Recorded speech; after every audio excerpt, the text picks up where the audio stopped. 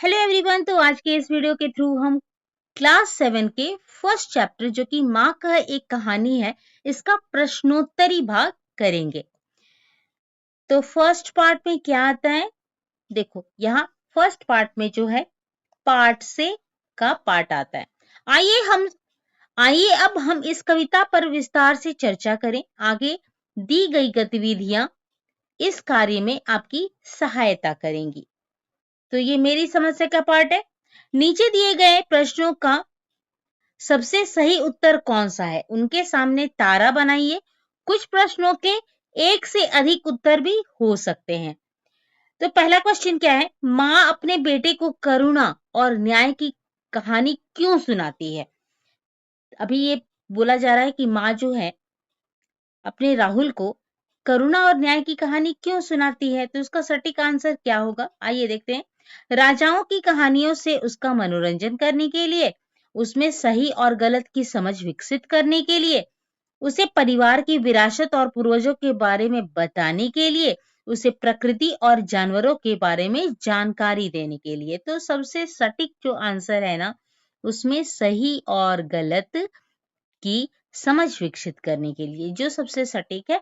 और second part में जो आपको बोल रहा है कि एक से अधिक और भी इसका आंसर हो सकता है, तो उसमें हम ये कर सकते हैं कि उसे परिवार की विरासत और पूर्वजों के बारे में बताने के लिए। सेकंड पार्ट में है, कविता में घायल पक्षी की कहानी का उपयोग किस लिए किया गया है। तो निर्दोष पक्षी के प्रति आखेटक की क्रूरता दिखाने के लिए। आखेटक बताया था मैंने, शिकारी होता है, ठीक है। पिता की वीरता और साहस पर ध्यान दिलाने के लिए, करुणा और हिंसा के बीच के संघर्ष को दिखाने के लिए, मित्रता और निष्ठा के महत्व को उजागर करने के लिए। तब इसमें से सबसे सटीक जो आंसर होगा वो क्या हो जाएगा, करुणा और हिंसा के बीच संघर्ष को दिखाने के लिए, ठीक है। और जो उसके आसपास का एक और आंसर हो सकता है वो होगा निर्दोष पक्षी के प्रति आखेटक की क्रूरता दिखाने के लिए। आखेटक मतलब यहाँ पे क्या हो जाएगा, शिकारी। ओके। थर्ड पार्ट है, कविता के अंत तक पहुंचते पहुंचते बच्चे को क्या समझ में आने लगता है। न्याय सदैव करुणा के साथ होना चाहिए, निर्णय लेते समय सदैव निडर रहना चाहिए, आखेटकों का सदैव विरोध करना चाहिए, जानवरों की हर स्थिति में रक्षा करनी चाहिए। तो सबसे सटीक जो आंसर होगा ना, न्याय सदैव करुणा के साथ होना चाहिए। और जो एक और आसपास का जो उसको सेकंड वन हम सोच सकते हैं कि ये भी आंसर हो सकता है, तो ये सेकंड पार्ट में ये वाला, निर्णय लेते समय सदैव निडर रहना चाहिए।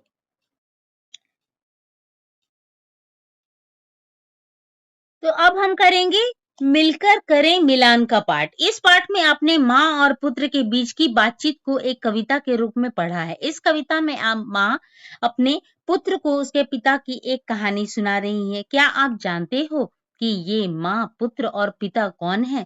अपने समूह में इन पर चर्चा कीजिए और उन्हें पहचान कर सुमेलित कीजिए। इसके लिए आप शब्दकोश, इंटरनेट या अपने शिक्षकों की सहायता ले सकते हैं।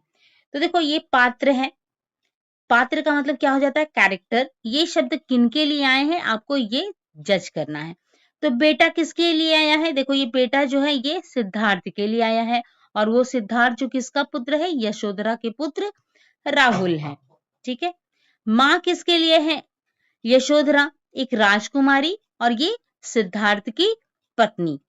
तात पिता थे, सिद्धार्थ एक राजकुमार जो बाद में गौतम बुद्ध के नाम से प्रसिद्ध हुए। करेंगे पंक्तियों पर चर्चा का पाठ, ये वाला पाठ, ठीक है। तो देखो पाठ में से चुनकर कुछ पंक्तियां नीचे दी गई हैं, इन्हें ध्यान से पढ़िए और इन पर विचार कीजिए। आपको इनका क्या अर्थ समझ में आया, अपने विचार अपने समूह में साझा कीजिए। कोई निरपराध को मारे तो क्यों अन्य उसे न उबारे, रक्षक को पर भक्षक को वारे, न्याय दया का दानी। तो इसका आपको क्या करना है, इसका विचार आपको साझा करना है। अर्थ आपको क्या समझ में आया वही साझा करना है। तो आइए करते हैं। कोई निरपराध को मारे तो क्यों अन्य उसे न उबारे, रक्षक पर भक्षक को वारे, न्याय दया का दानी। इसका उत्तर आप कैसे लिख सकते हो? यदि कोई निर्दोष पर अत्याचार करे तो उसे बचाना चाहिए। सच्चा न्याय वही है जिसमें करुणा भी हो। तो वही सच्चा न्याय होता है जिसमें हम करुणा को इम्पोर्टेंस देते हैं, है ना? क्रूरता तो अच्छी चीज नहीं होती है ना, उसे किसी को भी पक्षी को घायल कर देना वो अच्छी बात नहीं थी।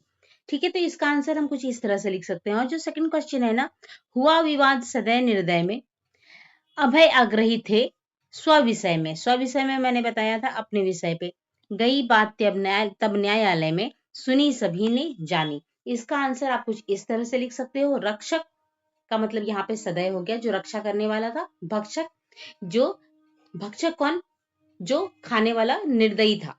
वे विवाद हुआ उसमें क्योंकि दोनों अपने दृष्टिकोण पर अडिग थे। दृष्टिकोण मतलब कि उन लोग का एटीट्यूड पे, इसलिए न्यायालय में निर्णय लिया गया। इसीलिए जो है ये बात न्यायालय में निर्णय लिया गया और यही बात सभी ने सुनी और जानी। लेकिन आपका आंसर आपका इतना सही होगा, आप इसे लिख सकते हो। तो अब हम करेंगे इसके बाद सोच विचार के लिए का पार्ट। कविता को एक बार फिर से पढ़िए, पता लगाइए और लिखिए। क्वेश्चन में क्या दिया है? आपके विचार से इस कविता में कौन सी पंक्ति सबसे महत्वपूर्ण है? आप उसे ही सबसे महत्वपूर्ण क्यों मानते हैं? तो ये जो क्वेश्चन है ना, तो हर बच्चे अपनी अपनी धारणा के अनुसार अलग अलग बना सकते हैं, बट मैंने जो आंसर लिखा है इसका ये है। न्याय दया का दानी पंक्ति सबसे महत्वपूर्ण है क्योंकि इसमें आदर्श व्यक्ति के गुण बताए गए हैं।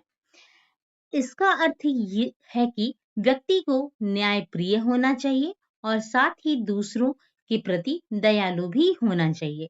यही अच्छे और सही जीवन का संदेश देता है। आखेटक और बच्चे के पिता के बीच तर्क वितर्क क्यों हुआ था?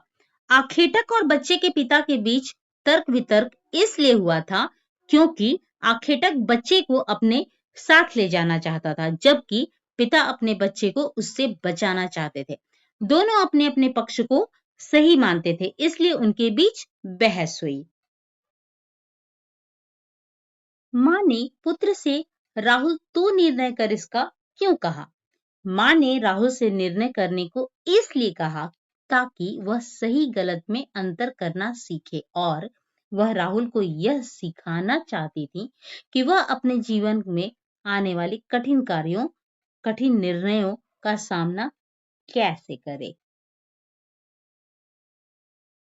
यदि कहानी में आप उपवन में होते तो घायल हंस की सहायता के लिए क्या करते? आपके अनुसार न्याय कैसे किया जा सकता था? तो इसका आंसर आप कुछ इस तरह से लिख सकते हो। मैं घायल हंस को सहारा देता, उसे सुरक्षित करता और आखेटक को समझाता कि दया और रक्षा अधिक महत्वपूर्ण है। अंगन नंबर क्वेश्चन पे आते हैं। कविता में माँ और बेटे के बीच बातचीत से उनके बारे में क्या क्या पता चलता है? तो माँ और बेटे मतलब क्या? यशोधरा और राहुल के बीच की बात हो रही है। यहाँ पे क्वेश्चन यही पूछ रहा है कि उनके बारे में क्या पता चलता है। तो आप इसका उत्तर कुछ इस तरह से लिख सकते हो। माँ और पुत्र में आत्मीयता, जिज्ञासा और सीखने सिखाने का रिश्ता दिखाई देता है। तो आप इसका उत्तर कुछ इस तरह से लिख सकते हो।